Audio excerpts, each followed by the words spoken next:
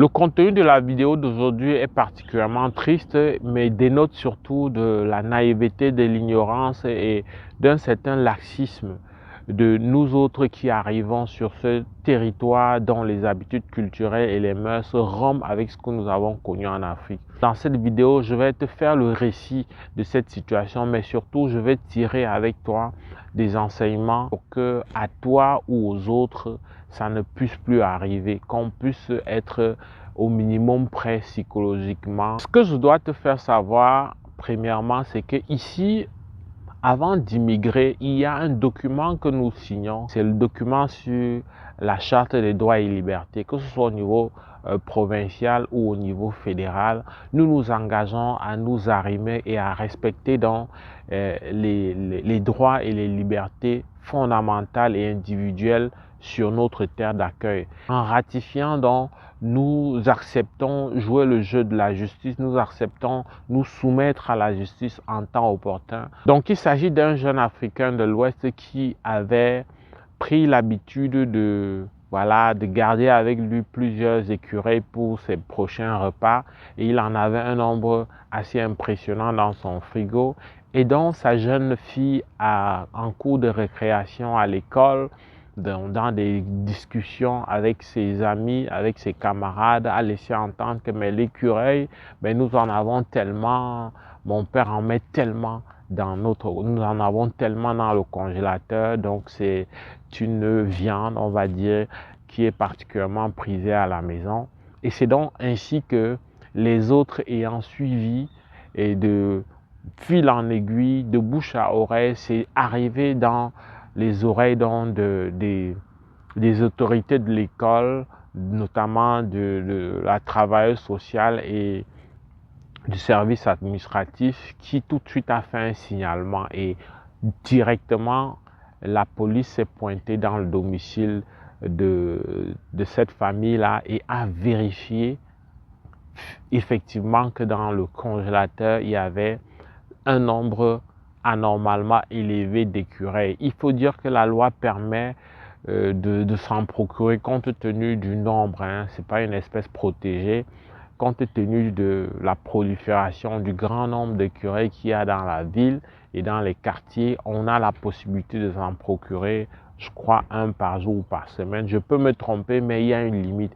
Par contre, le fait d'en avoir accumulé énormément, ça a posé un problème, un délit au niveau de, on va dire, du respect et de la considération de l'animal. Et c'était par là même une infraction qui était, du point de vue du gouvernement, inadmissible et la procédure est allée jusqu'à son rapatriement.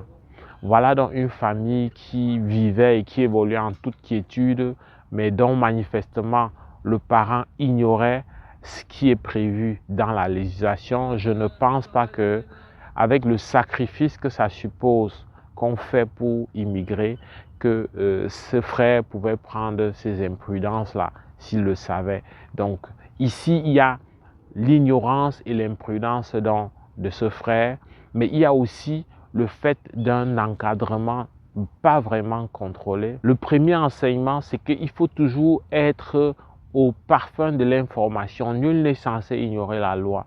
Il faut faire un effort de régulièrement s'informer pour chaque chose que nous voulons faire. Tu ne vas pas t'informer de manière en désordre. Selon ce que tu veux faire, selon tes intérêts, il faut toujours t'assurer de savoir ce que la législation prévoit. C'est un pays tellement rangé, tellement ordonné, qui anticipe sur la plupart des choses que arrange-toi à avoir la législation, la norme officielle dans ce que tu veux engager. C'est la première chose. Donc, cherche à avoir l'information par des sources crédibles, par toi-même. Ne prends pas l'information chez quelqu'un parce qu'il est plus ancien que toi. Essaye d'avoir les informations là où elles se trouvent de manière officielle. Demande aux voies autorisées et puis tu auras l'information. Ça peut être sur des plateformes officielles, les plateformes du gouvernement, les plateformes pour le cas des animaux, des organisations de défense des droits des animaux, etc. Il y a plusieurs sources officielles où tu dois avoir l'information.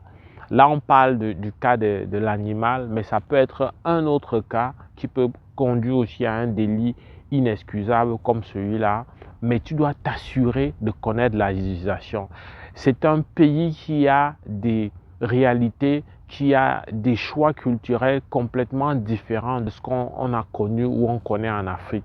C'est un pays où carrément il y a des avocats qui plaident pour des animaux. Je te raconte rapidement l'histoire d'un chien.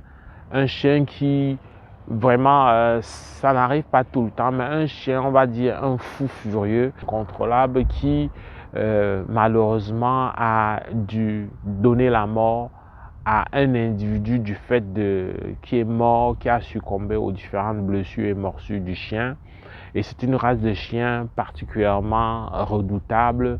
Et donc la décision de justice tendait à faire euthanasier le chien. Et voilà, je fais cette parenthèse pour te dire que pendant plusieurs jours, dans des débats radio-télévisés ici au Canada, il y avait plein d'avocats qui plaidaient pour que ce chien soit mis dans un centre, mais qu'on ne lui donne pas la mort.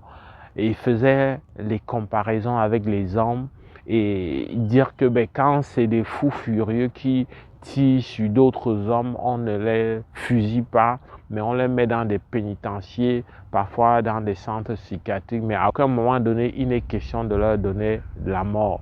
Donc voilà le contexte un peu, le tableau, pour te dire que quel que soit le sujet, rassure-toi d'avoir la législation, rassure-toi de savoir, parce qu'ici, il y a tellement, la liberté va à des niveaux que tu ne soupçonnes pas. La liberté concerne beaucoup d'aspects de la société qu'en Afrique, c'est tellement ignoré, c'est tellement marginalisé et minimisé que rassure-toi toujours d'avoir l'information avant de t'engager sur un terrain. Deuxième leçon, enseignement qui me semble encore plus urgent et primordial, c'est en rapport avec l'éducation de tes enfants. Il faut être le plus transparent possible. Il faut éviter l'approche éducative à laquelle on a très souvent recours en Afrique, qui consiste à intimider, qui consiste à faire peur, qui consiste à faire une extinction de la faute à la place de travailler avec l'enfant. Il faut savoir que à l'école, il y a un discours qu'on tient à l'enfant. L'enfant est initié à appeler le 911. L'enfant est initié carrément à faire en sorte que ses droits soient respectés en tout temps, y compris lorsqu'il s'agit de ses parents. Donc dans ce contexte-là, tu dois opposer un discours, non pas nécessairement contradictoire, mais un discours qui est préventif, un discours qui met toujours en avant l'intérêt supérieur de la famille.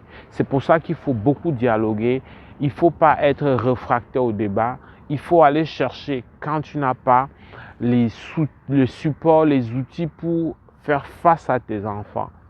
Il ne faut pas baigner dans la facilité ou dans le complexe qui consiste à dire que mais c'est mon enfant, je commande et je n'ai pas des choses à apprendre. Non. Le milieu et le changement veut que tu fasses tout pour t'arrimer. Il faut dire des choses, il faut dialoguer, il faut débattre. Il faut mettre sur la table tous les aspects, y compris éventuellement l'aspect qui consiste à aller raconter des choses de la maison ailleurs. Il faut montrer à l'enfant les différents enjeux. Il faut aider l'enfant à comprendre que la vérité, c'est que en disant certaines choses sur sa famille, mais ça peut plutôt exposer sa famille et finalement le grand perdant peut être lui-même l'enfant. Donc quand l'enfant pose des actes dans ce sens-là, c'est parce qu'on crée des conditions pour qu'il parle, on crée des conditions pour qu'il donne des éléments sur la vie en privé. Par contre, si tu fais un travail en amont, l'enfant va être beaucoup plus réservé. Et pour que ça marche, il faut que l'enfant se sente, il faut que les parents soient présents, il faut que l'enfant se sente aimé. Il faut que l'enfant se sente compris.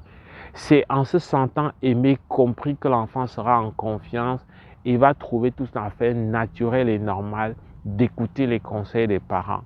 Va trouver tout à fait normal de comprendre la logique qui est derrière l'idée de secret familial, l'idée d'une vie de famille dans la discrétion. C'est vraiment dommage pour cette famille qui s'est vue divisée désormais à cause d'une histoire qui pour nous en Afrique serait considérée comme banale.